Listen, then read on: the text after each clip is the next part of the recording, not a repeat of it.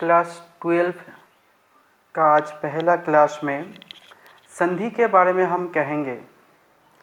संधि किसको कहते हैं, इसके बारे में पाणिनि का सूत्र है परः सन्निकर्ष संहिता, अर्थात परस्पर दो वर्णों का ध्वनिगत मिलन को संधि कहते हैं। परः इत्युक्त अर्थात अतिशयित अर्थात परस्पर, सन्निकर्ष अर्थात समीप अर्थात नज़दीक में रहने वाला दो वर्ण का ध्वनिगत मिलन को संधि कहते हैं। तो संधि कितना प्रकार है? संधि दो प्रकार है, एक स्वर संधि, दूसरा विसर्ग संधि।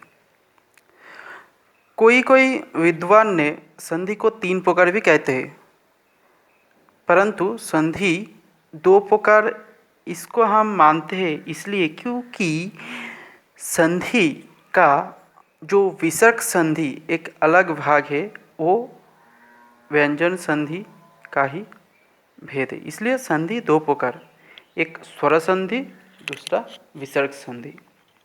स्वर संधि के अंदर और एक भाग आता है प्रकृति विकृति भाव संधि, अर्थात जिसको हम सरल भाषा में संधि निषेध कहते हैं।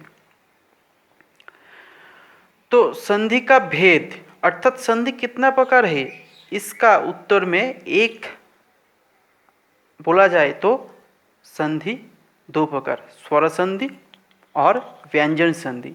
और जो एक संधि का भेद हम लोग जानते हैं विसर्ग संधि, वो व्यंजन संधि का ही एक भेद माना जाता है। तो इसलिए हम पहले स्वर संधि के बारे में आलोचना करेंगे। स्वर संधि कितना प्रकार होता है? स्वर संधि लगभग 8 प्रकार का होता है।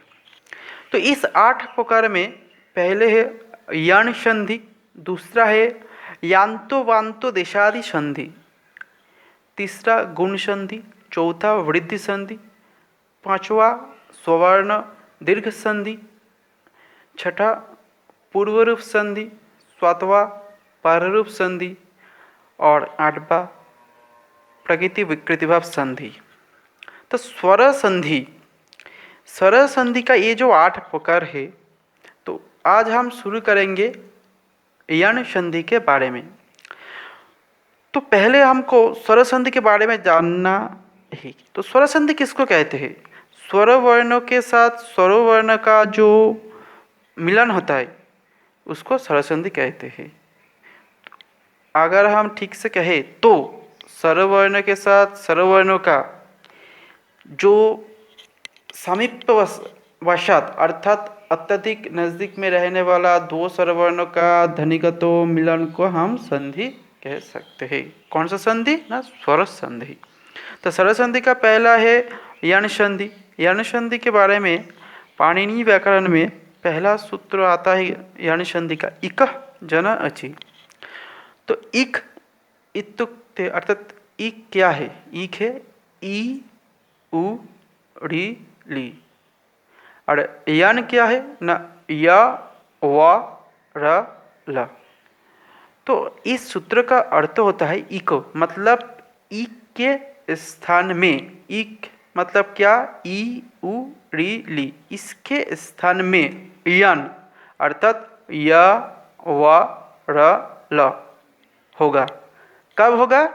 ना सूत्र में ही बोला गया है अचि, अर्थात स्वर वर्ण बाद में रहे तो, अर्थात इक मतलब ई उ री ली, इसके स्थान में क्रमानुसार य व र ल होगा। कब? न अगर बाद में स्वर वर्ण कोई भी स्वर वर्ण रहे तो। स्वर वर्ण हम क्यों कहते हैं? क्योंकि जो सूत्र में लास्ट में है इक या न अचि, इस सूत्र में लास्ट में है अचि। अचि मतलब अच, इसका सप्तमी विभक्ति ओची होता है। तो अच मतलब संस्कृत में पूरा स्वरवर्ण, जो संस्कृत में पूरा स्वरवर्ण का एक जो समूह प्रत्याहार जो अच, इसका अंदर पूरा स्वरवर्ण जितना है सब आ जाता है। तो अची मतलब स्वरवर्ण बाद में रहे तो, स्वरवर्ण बाद में किसके बाद में रहना है ना, ई के, ई उ री ली। ये जो ई, ये ह्रस्व ई भी हो सकता है, दीर्घो ई कार भी हो सकता है, ह्रस्व उ या दीर्घो उ कार भी हो सकता है, ह्रस्व रि या दीर्घ रे कर भी हो सकता है। ली की वैसे ही होगा, ह्रस्व या दीर्घ हो कुछ भी हो, उसके बाद में अगर स्वरवर्ण रहे तो ई के स्थान में या वा के स्थान में, उ के स्थान में वा और री के स्थान में र और ली के स्थान में ल होगा। तो हम अभी उदाहरण के माध्यम से अभी देखेंगे। तो पहला उदाहरण यद्यपि। यद्यपि इस शब्द का हम संधि तोड़ेंगे, अर्थात संधि विच्छेद करेंगे। तो क्या निकलेगा, यदि युक्त अपि, यदि योग अपि। तो यदि इस का लास्ट में क्या है, द के बाद ईकार है, और अपि, अपि का पहले क्या है, अकार। तो ईकार के बाद अकार है, मतलब ईकार के बाद आकार एक स्वरवर्ण है, तो ईकार के स्थान में क्या होना चाहिए ना, या। इसलिए ईकार का स्थान में यकार हुआ, और ये जो या हुआ उसके नीचे हलंत है। तो इसलिए यदि युक्त अपि या द, उसके बाद या, इसलिए यद्या, और जो बाद में अकार है वो जोड़कर वो हलंत उठ गया, इसलिए यद्यपि। अर्थात यदि युक्त अपि यद्यपि, ये कौन से सूत्र में आया, इकयन अच्छी इस सूत्र में। इस उदाहरण के और भी हम उदाहरण देंगे, ठीक है। तो पहले एक एक करके उदाहरण हम देख लेते। नेक्स्ट, उकार का स्थान में बकार जो होता है उसका उदाहरण। तो साधु युक्त इदम, साधु इस शब्द का लास्ट में है उकार, और इदम का पहले है इकार। तो उकार के बाद एक स्वरवर्ण इकार है, तो उकार के स्थान में क्या होना चाहिए, वा। तो इसलिए इसको हम जोड़ देंगे तो साध्वीदम, उकार के स्थान में वाकार हो गया और इकार बाद में लगे, इसलिए साध्वीदम। तो इसी तरह हम एक एक करके उदाहरण आएंगे। तो उसके बाद आता है रॉ के बारी। रॉ का स्थान में क्या होगा ना, री का स्थान में र होगा। तो इसका उदाहरण आता है पितृ युक्त इच्छा। पितृ इस शब्द का लास्ट में है रीकर, और इच्छा इसका पहले है इकार। तो रीकार के बाद इकार है, दोनों परस्पर एवं एकदम मिलने का वक्त, मतलब परस्पर सन्निहित तो है, और दोनों का मिलने का एकदम प्रयास बरकर रखते हुए हम लोग कहते हैं कि तो मिल जाएगा, तो क्या होगा, रीकार के स्तर में रहा, इसलिए पितृइच्छा, ठीक है। और एक ली का उदाहरण, जैसे मान लीजिए घसलड़ी युक्त आदेश। तो इसमें घसलड़ी का लास्ट में जो लीकार है और आदेश का पहले आकार है, तो दोनों मिलकर लकार होगा, और लकार के बाद आकार जो आदेश है वो लग जाएगा, इसलिए घसलादेश।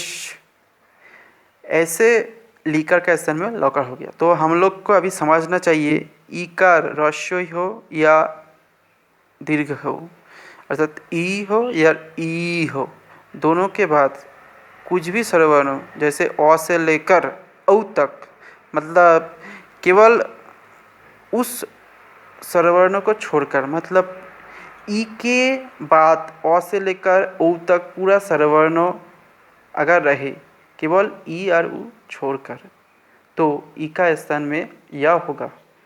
उ ह्रस्व हो या दीर्घ उ हो, दोनों के बाद अगर कोई भी स्वरवर्ण रहे, केवल रस्व और दीर्घ ऊ को छोड़कर, तो ऊ का स्थान में वा होगा। इसी तरह री रस्व हो या दीर्घ हो, उसके बाद री को रस्व या दीर्घ हो, दोनों को छोड़कर कोई भी एक स्वरवर्ण रहे अ से लेकर ऊ तक, तो री का स्थान में हो जाएगा र। और ली रस्व हो या दीर्घ हो, उसके बाद अ से लेकर औ तक कोई भी एक स्वरवर्ण हो, उसका स्थान में ल हो जाएगा। ठीक, तो इसी तरह इस सूत्रों को बारे में आज जो जानकारी दिया है, इसका बहुत सारा उदाहरण होता है।